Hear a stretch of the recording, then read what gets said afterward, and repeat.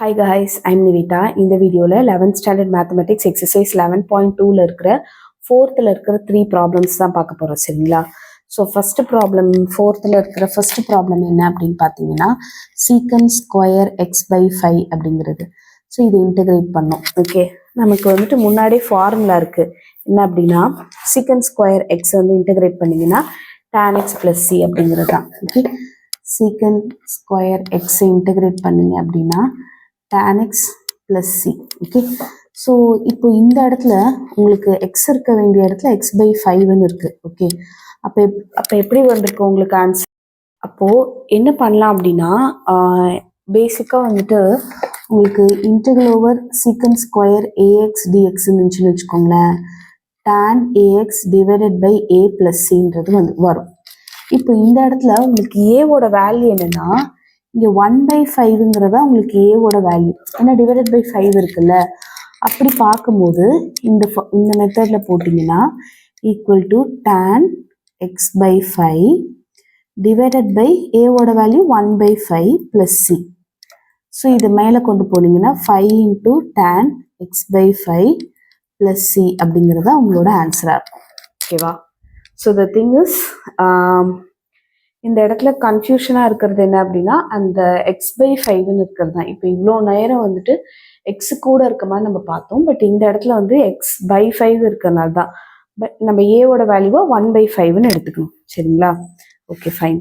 நம்ம நெக்ஸ்ட் பார்க்க போகிற சம் என்ன அப்படின்னு பார்த்தீங்கன்னா கொசிக்கன் 5x plus 3 cot 5x plus 3. cosecant 5x plus 3 cot 5x plus 3.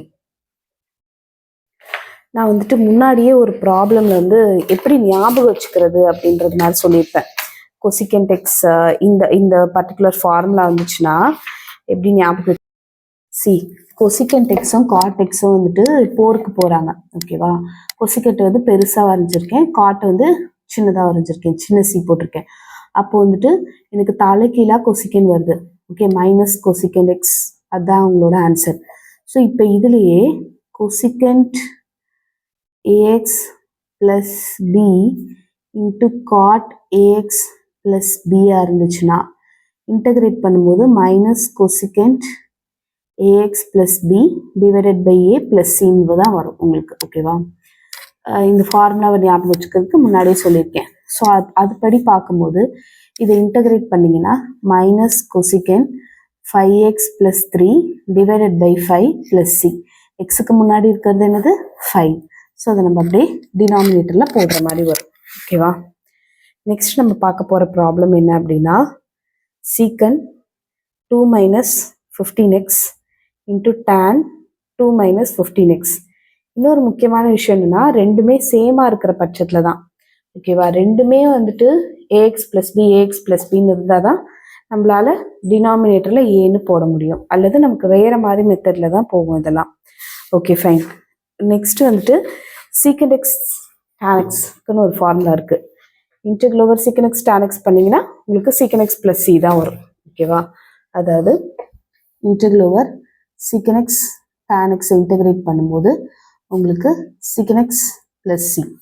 அப்போ இதே வந்துட்டு integral over secant a x plus b into tan ax plus b dx integrate பண்ணிங்கன்னா secant ax plus b divided by a plus cன்னு வரும்.